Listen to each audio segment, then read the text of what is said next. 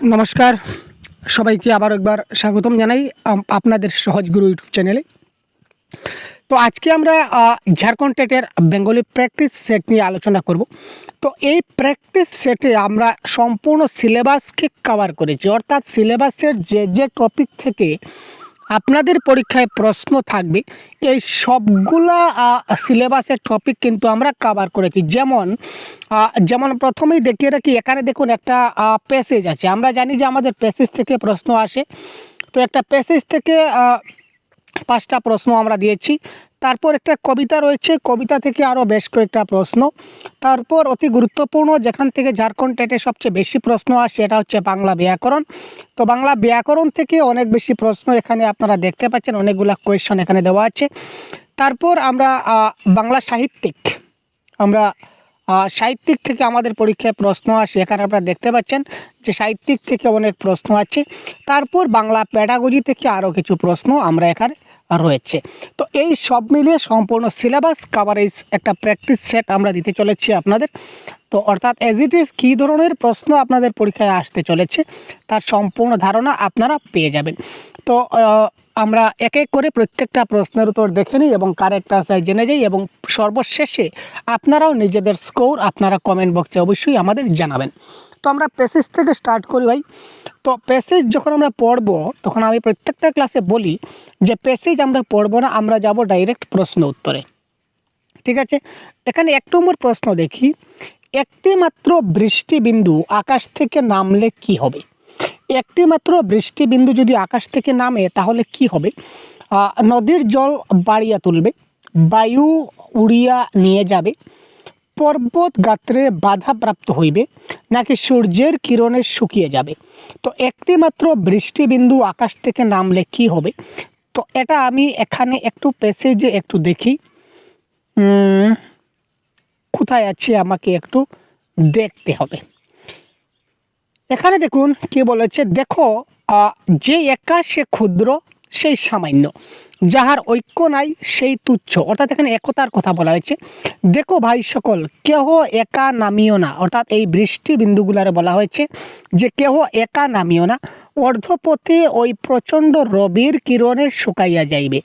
অর্থাৎ তোমরা কেউ একা নামিও না, যদি তোমরা একা নামো তাহলে অর্ধেক রাস্তায় তোমরা কি করবে? প্রচণ্ড রবির কিরণে বা সূর্যের তাপে তোমরা শুকাইয়া যাইবে। তো এই দেখুন প্রশ্নের উত্তরটা আমরা পেয়ে গেছি এখানে। একটি মাত্র বৃষ্টিবিন্দু আকাশ থেকে নামলে কি হবে? সূর্যের কিরণে শুকিয়ে যাবে। Option number D is the right answer of this question. তারপর আমরা দেখি কোয়েশ্চন নাম্বার 2, বায়ুর সাহায্য পেলে বৃষ্টি বিন্দুগুলির কি উপকার হয়? বায়ুর সাহায্য পেলে বৃষ্টি বিন্দুগুলার কি উপকার হবে? তারা জলস্থলে এক করিতে পারে, যুদ্ধ করিতে পারে, বায়ুর গলা ধরে পৃথিবীতে নামতে পারে, বায়ুর সঙ্গে খেলা করতে পারে। তো এবারে আমরা একটু দেখে নেই যে বায়ুর সাহায্য পেলে বৃষ্টি বিন্দুগুলির কি উপকার হয়। এবার আমরা এখানে একটু দেখব, আমরা এই বর্ষা যুদ্ধে বায়ু ঘোড়া মাত্র তাহার সাহায্য পাইলে জলে স্থলে এক করি। অর্থাৎ বায়ুর সাহায্য যদি পায় তাহলে বৃষ্টিগুলা কি করে? জলে স্থলে এক করে। তো জলে স্থলে এক করতে পারে, এটা হবে এই ক্ষেত্রে কারেক্ট আনসার। ডাইরেক্ট প্যাসেজ থেকে সরাসরি আনসার আপনাদের আসবে, অর্থাৎ প্যাসেজগুলাকে খুঁজে খুঁজে আপনাদের আনসারগুলা বের করতে হবে।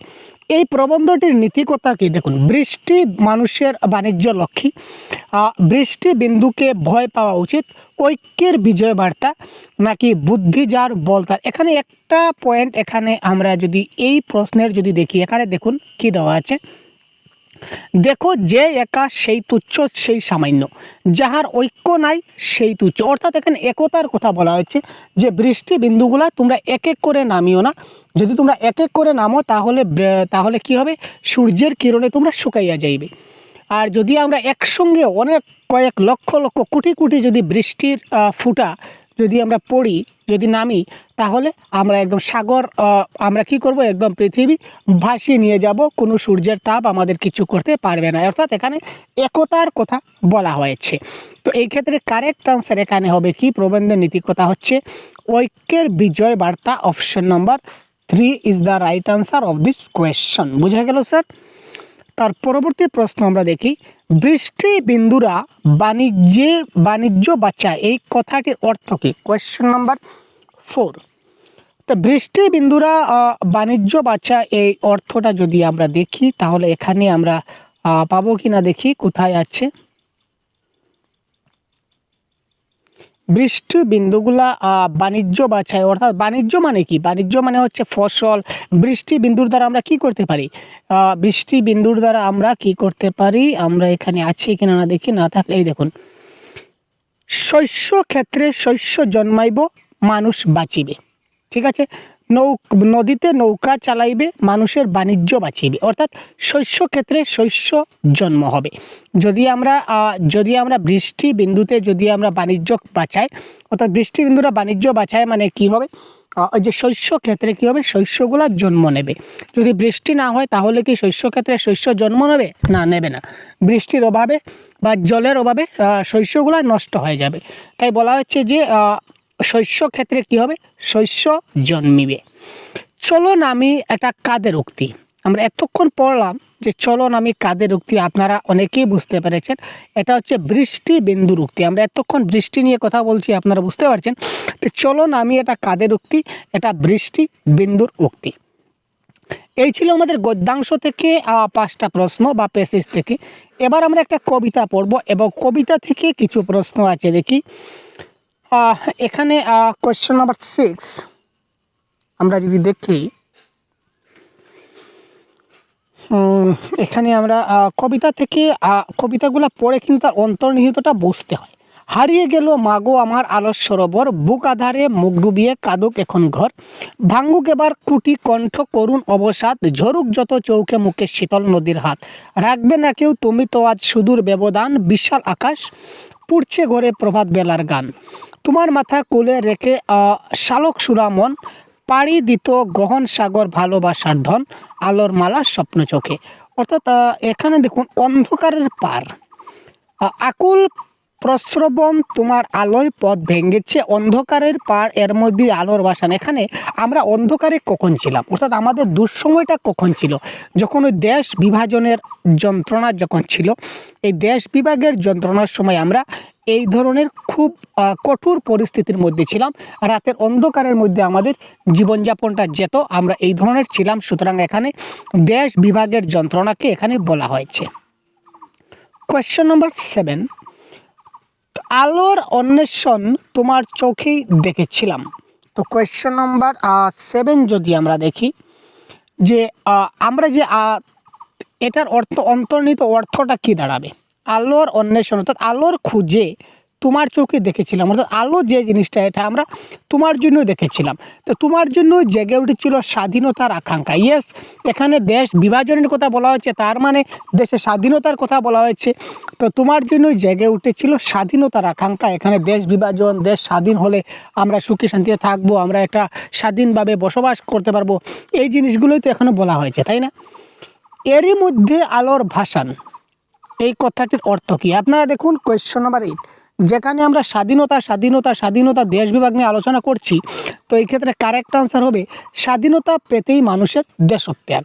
এটা হচ্ছে কারেক্ট আনসার। এরপর আমরা একটা গ্রামারের প্রশ্ন এসেছে, নিচের কোন শব্দটি অর্ধ তৎসম? দেখুন, অর্ধ তৎসম, তৎসম, অর্ধ তদ্ভব, তদ্ভব, অর্ধ তৎসম এবং তৎসম শব্দগুলো চিনার একটা কি করে আপনারা চিনবেন, এটার সহজ উপায় আমি ক্লাস দিয়েছি, আপনারা অবশ্যই দেখে নিয়েছেন। যদি দেখে না থাকেন তাহলে অবশ্যই আপনারা দেখে নেবেন, আমাদের কোর্সে করা আছে প্রত্যেকটা গ্রামারের টপিকের ক্লাস, প্রত্যেকটা এই কনসেপ্টের ক্লাস আমরা আমাদের অ্যাপে আমরা অলরেডি কনসেপ্টের ক্লাসগুলো আমরা দিয়ে দিয়েছি, আপনারা অবশ্যই দেখে নিয়েছেন জানি। যদি দেখে না থাকেন তাহলে অবশ্যই আমাদের কোর্সে দেখে নেন। এবার এখানে অর্ধ তৎসম শব্দটা হচ্ছে মিত্তির। কী করলে মিত্তির হলো এটা আপনারা দেখে নেবেন।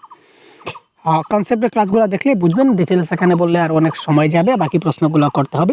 কি কৌশলে কাজটা করলে বলো দেখি? এখানে কোন কারক? এখানে দেখুন কৌশল মানে কি করে কাজটা করলে, কিসের দ্বারা কাজটা করলে। তো কিসের দ্বারা, কিসের সাহায্য নিয়ে করলাম, এই ধরনের যদি কিছু হয় তখন সেটা হয়ে যাবে আমাদের কি করণ কারক ইজ দ্য রাইট আনসার। অর্থাৎ কোনো কিছু সাহায্য নিয়ে যদি আমি কিছু কাজ করি তাহলে সেটা হয়ে যায় আমার কি করণ কারক। যেমন টাকায় কিনা হয়, টাকায় কিনা হয়, এখানে টাকায় সেটা কোন কারক যদি বলি এটা হবে করণ কারক। কেন? কারণ টাকার দ্বারা কিনা হয়। যদি আমরা একটু ঘুরিয়ে বলি তাহলে টাকার দ্বারা কিনা হয়, তো এখানে দ্বারা আছে তার মানে করণ কারক, আর টাকায় কিনা হয় তার মানে এখানে অন্তঃস্থয় বিভক্তি যুক্ত আছে।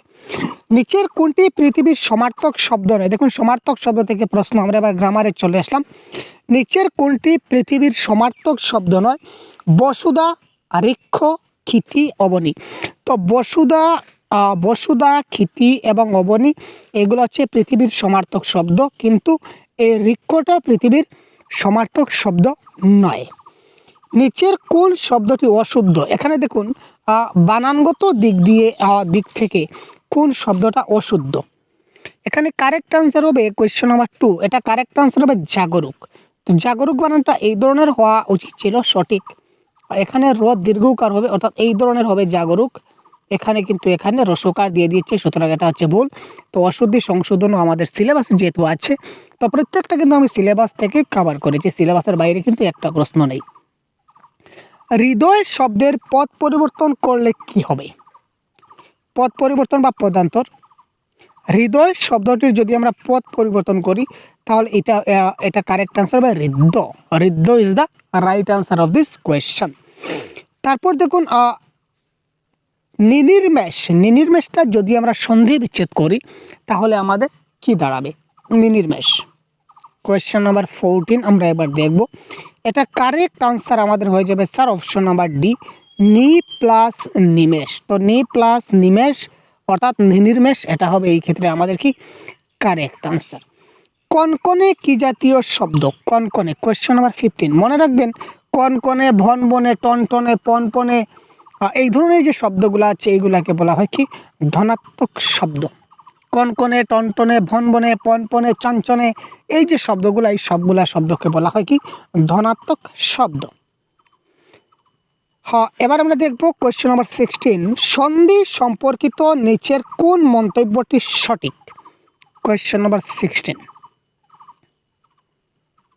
স্বরসন্ধি শুধুমাত্র বিসর্গের সঙ্গে ঘটে না। স্বরসন্ধিটা বিসর্গের সঙ্গে শুধুমাত্র বলেছি, বিসর্গের সঙ্গে ঘটে না। এটা আমরা ব্যঞ্জনের সঙ্গেও কিন্তু ঘটে, স্বরের সঙ্গে স্বরেরও ঘটে, সুতরাং এটা তো ভুল। ব্যঞ্জন সন্ধি কখনো স্বরসন্ধির সঙ্গে ঘটে না, এটা কোনো কথা নয়। বিসর্গ সন্ধি এক প্রকারের সন্ধি, এটা বলতে পারি যে বিসর্গ সন্ধি এক প্রকারের সন্ধি, এটা তো বলতে পারি, কারণ স্বরস সন্ধি এক প্রকার। সন্ধির বেসিক্যালি 3টা ভাগ আছে, একটা হচ্ছে স্বরস সন্ধি, একটা হচ্ছে ব্যঞ্জন সন্ধি, একটা হচ্ছে বিসর্গ সন্ধি। তো বিসর্গ সন্ধি এক প্রকারের সন্ধি, এটা তো কারেক্ট। তো এখানে বলেছে সন্ধি সম্পর্কিত নিচের কোন মন্তব্যটি সঠিক? তো অপশন নাম্বার সি, বিসর্গ সন্ধি এক প্রকারের সন্ধি, এটা হবে এই ক্ষেত্রে কি কারেক্ট আনসার। এবার বাগধারা থেকে যে ধরনের প্রশ্ন আমাদের এসেছে আমরা দেখব আমাদের সেটে। Question number 17। পুরো নম্বর পাওয়া, যেটা সহজ থেকে আমরা ধরি সহজ হবে। পুরো নম্বর পাওয়া মানে কি স্যার? মানে 10-এ 10 পাওয়া, তার মানে 4-এর 1 হবে। তো 4-এর 1 যদি আমরা দেখি তার মানে ডি এর 4 হবে। কোয়েশ্চন নাম্বার 17 যদি আমরা দেখি তো 4-এর এ অর্থাৎ এ এর 4। তো এখানে দেখুন আমাদের দেওয়া আছে এ এর 4, এটা তো এ এর 4 আমরা মানতে পারি। তারপর হচ্ছে কি স্যার, আচ্ছা এটা আমরা দেখি, বাকিগুলো নেই। বি এর 3 দেওয়া আছে, বি এর 3 মানে দড়ি ছেঁড়া মানে নিয়ন্ত্রণ হারানো, এটাও তো ঠিক আছে। তারপর হচ্ছে সি এর 2 মানে সি কোথায় স্যার? এই যে নড়ি বেড়া মানে গোপন কথা দেওয়া, আর পা টেনে দৌড়া মানে বাধা দেওয়া, অর্থাৎ 1-এর ডি। তো 1-এর ডি বা ডি এর 1 অর্থাৎ option number 4 is the right answer. এই সবগুলো একটা ম্যাচ করলে কিন্তু বাকিগুলো অটোমেটিক্যালি ম্যাচ হয়ে যাবে।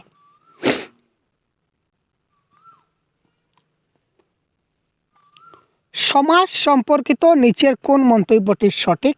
তো এটা কারেক্ট আনসার কি সমাস হলে সর্বদা বিভক্তি লোপ পায় না, সবসময় বিভক্তি লোপ পায় সেটা আমরা বলতে পারি না। দশানন একটা কর্মদ্বারয় সমাস না স্যার, 10 প্লাস আনন, এটা বিশেষ করে সমাস কিন্তু এইভাবে প্লাস দিয়ে হয় না। 10 আননের সমাহার, বা আমরা বলতে পারি 10 আনন যার, 10 মাথা যাহার আছে, ঠিক আছে, 10 মাথা যার। তো এটা কর্মদ্বারয় সমাস নয়, এটা দ্বিগু সমাস বলতে পারি আমরা। সুতরাং প্লাস দিয়ে জেনারেলি সমাস হয় না, প্লাস দিয়ে সন্ধি হয়, তার মানে এটাও ক্যান্সেল। সমাসে শুদ্ধ অর্থে শব্দের অর্থ পরিবর্তিত হয় না, এটা ঠিক, শব্দের অর্থ কিন্তু জায়গাতে থাকে, সুতরাং এটা কারেক্ট আনসার। সামান্য পরিশ্রমে কাতর হয় যে নারী, তাকে এক কথায় প্রকাশ করলে কি হবে? কোয়েশ্চন নম্বর 19। আমরা এবার এক কথায় প্রকাশে চলে আসছি। চেষ্টা করব গ্রামারের প্রত্যেকটা টপিক টাচ করার, এবং এই ধরনের বেশ কিছু প্র্যাকটিস সেট আমরা আপলোড করে দেব আমাদের কোর্সে, আপনারা অবশ্যই দেখতে পারেন, এবং সঙ্গে এই পিডিএফটাও কিন্তু আপলোড থাকবে আমাদের অ্যাপে। ক্লিয়ার? আমাদের সহজগুরু অ্যাপে আপনারা দেখতে পাচ্ছেন, প্লে স্টোর থেকে আপনারা এই সহজগুরু অ্যাপটা ডাউনলোড করে নেবেন। এখানে এই ধরনের প্রত্যেকটা টপিকের ক্লাস হচ্ছে, আপনারা দেখতে পাচ্ছেন। তাছাড়া এই প্র্যাকটিস সেটও আমরা বেশ কয়েকটা প্র্যাকটিস সেট আমরা পিডিএফের সঙ্গে সঙ্গে এই ক্লাসগুলো আমরা আপলোড করে দেব। বেশ কয়েকটা ক্লাস থাকবে। তো সামান্য পরিশ্রমে কাতর হয় যে নারী, তাকে যদি আমরা এক কথায় প্রকাশ করি, তাহলে কোয়েশ্চন নাম্বার 19-এর কারেক্ট আনসার কী হবে? এটাকে বলা হবে ফুলটুসি। তো 100টা এক কথায় প্রকাশ আমরা আপলোড করেছি, তার মধ্যে কিন্তু এটা আছে, ঠিক আছে। তাছাড়া এই ধরনের আরও এক কথায় প্রকাশ আমরা আপলোড করেছি, এজ এ পিডিএফ আপনারা দেখতে পাবেন। কোয়েশ্চন নাম্বার 20, সমার্থক শব্দগুলিকে আমাদেরকে চিহ্নিত করতে হবে। সমার্থক শব্দ, এবার যে কোনো একটা আমরা প্রথমে পিক আপ করি, যে কোনো একটা আমরা ধরি, যে কোনো একটা যদি আমরা ধরি তাহলে কিন্তু আমাদের হয়ে যাবে।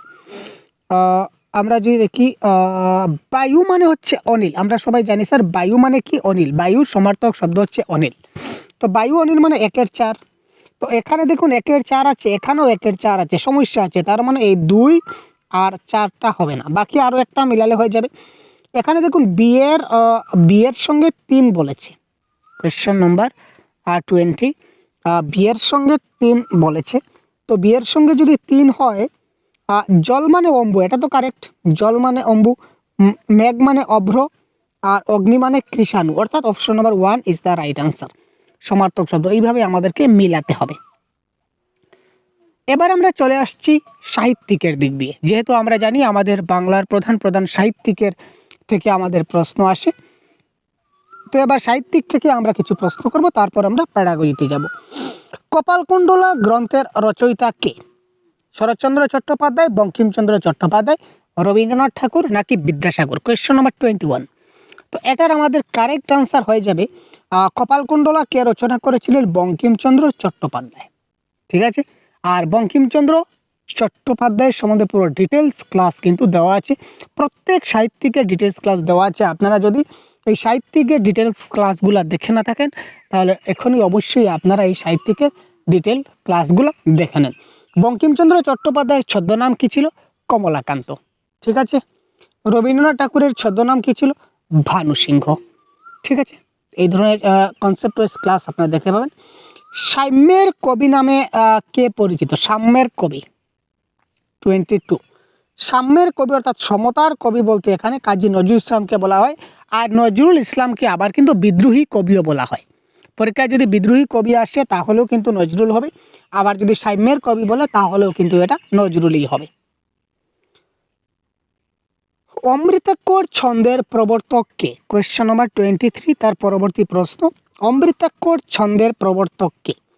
রবীন্দ্রনাথ, মাইকেল মধুসূদন দত্ত, বঙ্কিমচন্দ্র নাকি বিদ্যাসাগর? Question number 23। তো এটার কারেক্ট আনসার আমাদের হয়ে যাবে Michael Madhusudan Dutta is the right answer of this question. তিনি অমৃতাক্ষর ছন্দের প্রবর্তক ছিলেন। বাংলা উপন্যাসের জনককে? Question number 24। আমরা যদি বলি যে স্যার বাংলা উপন্যাসের জনককে 24, তো এটা কারেক্ট আনসার আমাদের হয়ে যাবে বঙ্কিমচন্দ্র চট্টোপাধ্যায়, যিনি বাংলা উপন্যাসের জনক ছিলেন, বঙ্কিমচন্দ্র চট্টোপাধ্যায়। বিদ্রোহী কবি উপাধিটা কে দেন? বিদ্রোহী কবি কাকে বলা হয়? কাজী নজরুল ইসলামকে বলা হয় বিদ্রোহী কবি, মনে থাকবে। বিদ্রোহী কবি কাকে বলা হয়? কাজী নজরুল ইসলামকে। এবার কথা হচ্ছে বিদ্রোহী কবি যেটা উপাধি, এটা কে দিয়েছিল? নজরুলকে উপাধিটা কে দিয়েছিল? Question 15, question number 25। এটা কারেক্ট আনসার হবে আমাদের সাধারণ মানুষ দিয়েছিল। তো বিভিন্ন বেশ কয়েকজন সাহিত্যিক আছেন, প্রত্যেককে আমাদের জানতে হবে। এবার আমরা যাই প্যাডাগজি থেকে আরও কিছু প্রশ্ন, যেহেতু আমাদের প্যাডাগজিও সিলেবাসে আছে, এখান থেকে প্রশ্ন তো আসবেই, তাই আমরা প্যাডাগজি প্রশ্ন এখানে দেখব। অনুশীলনের জন্য একটি ছোট অপেক্ষাকৃত ছোট অনুচ্ছেদে কিছু শূন্যস্থান রেখে আচ্ছা, এখান থেকে আমরা কেটে দিই, এই জায়গাটা কেটে দিই। হ্যাঁ, এটা এক্সট্রা আছে।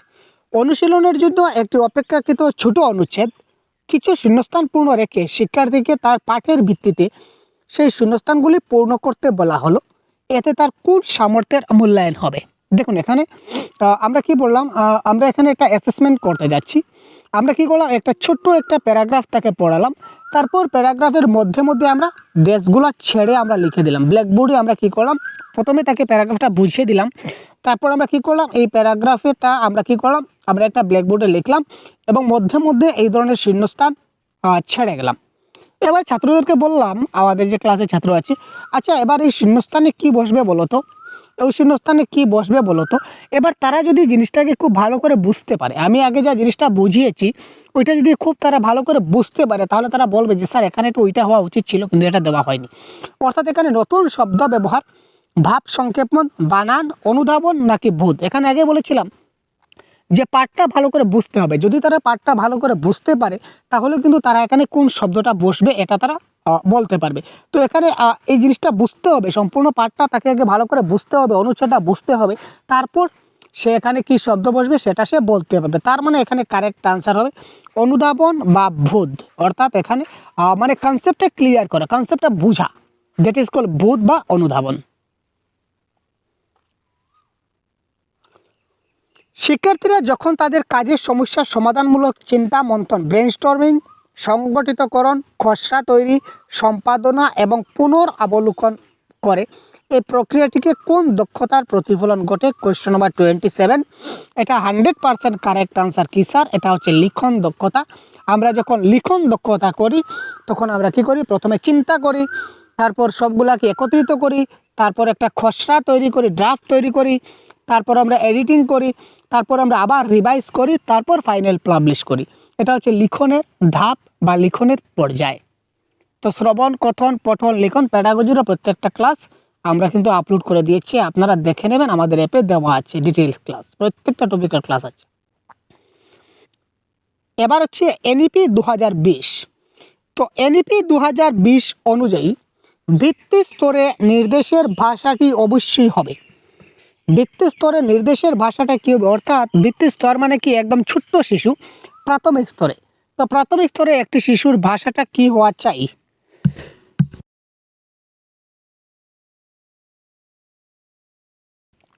আমরা কনসেপ্টে বারবার বলেছি যে প্রাথমিক স্তরে অর্থাৎ শিশুরা যখন একদম ছোট থাকবে, তার যখন শিখনের বয়সটা স্টার্ট হবে, তখন তাকে গৃহের ভাষা কিংবা মাতৃভাষায় শেখাতে হবে।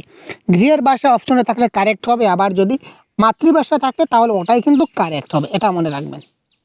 ছোট শিশুকে তার মাতৃভাষায় ভিত্তি স্তরে মানে একদম ফাউন্ডেশনাল লেভেলে ছোট্ট যখন সময় থাকবে তখন তাকে আমরা মাতৃভাষায় শিক্ষাদান করব, অথবা মাতৃভাষা না থাকলে গৃহের ভাষা থাকবে।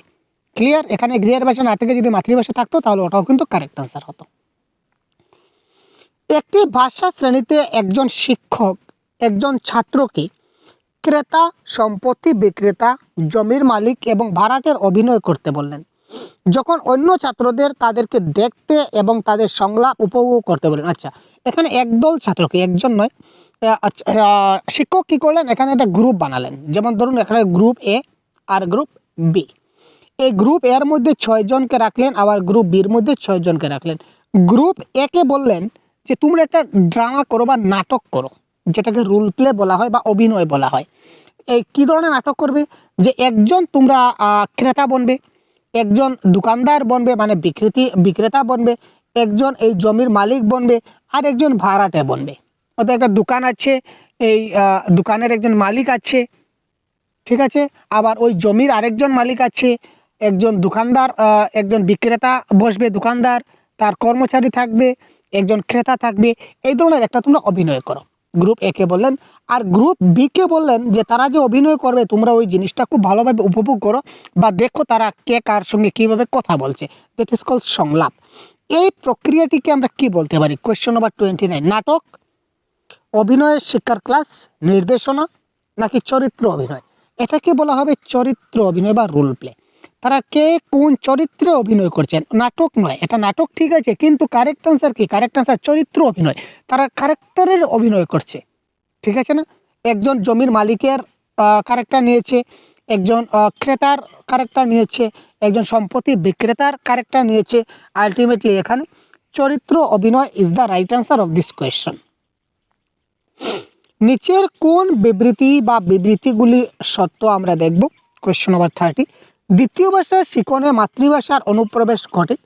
মাতৃভাষা দ্বিতীয় ভাষা শিখনে না সহায়তা করে না অনুপ্রবেশ করে। মাতৃভাষা দ্বিতীয় ভাষা শিখনের সংস্থান, মাতৃভাষা দ্বিতীয় ভাষা শিখনের সহায়তা করে। তো কারেক্ট আনসার এখানে হবে অপশন নাম্বার 4, মাতৃভাষা কী করে? দ্বিতীয় ভাষা শিখনে সবসময় কিন্তু সহায়তা করে। আমরা যদি মাতৃভাষা শিখে যাই তাহলে অন্য যে কোনো ভাষাটা শিখতে আমাদের কী হয়? সহজ হয়। তো এটাই বলেছি যে মাতৃভাষা দ্বিতীয় ভাষা শিখতে কী করে? সহায়তা করে। তো এই ছিল আজকের এই গুরুত্বপূর্ণ প্র্যাকটিস সেট। আশা করি আপনারা বুঝতে পেরেছেন। যদি কোনো ডাউট থাকে তো অবশ্যই আপনারা আমাদের জানাবেন।